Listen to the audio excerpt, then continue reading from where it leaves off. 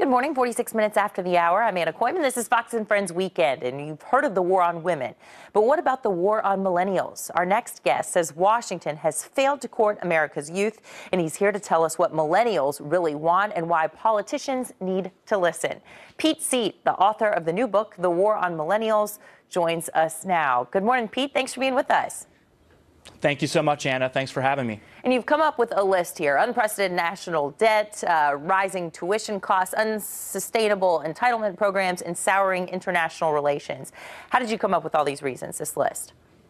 Well, there's a whole host of reasons, but these are four of the biggest ones that make it a war on millennials. And they've gotten worse specifically during the baby boomer generation years where they've been at the helm.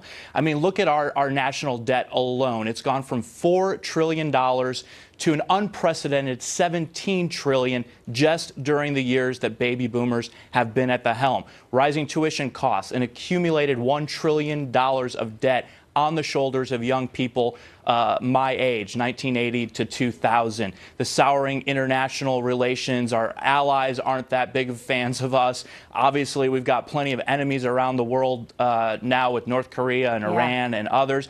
And then these entitlement programs, you know, we are going to be stuck with an increasingly raw deal. Social Security, Medicare, at this point in time, they won't be around for millennials when we reach retirement age. Yeah, and Pete, you say that Washington has failed to court millennials. Which party do you think in particular is worse? Republicans have been accused of being the old white man's party that won't expand their base, and Democrats are certainly going to be struggling during midterm elections here with Obamacare and young people realizing that it's being subsidized on their backs. Also, finding a tough time finding work out of college.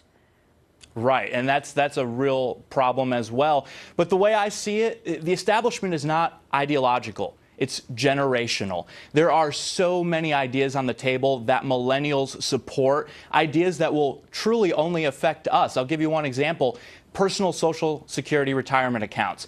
They get bludgeoned. Anyone who brings the idea up gets bludgeoned in the political battlefield. But if you look at polling, millennials support it with over 70% approval.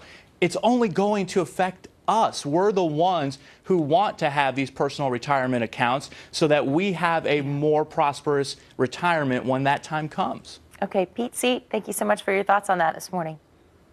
Thank you.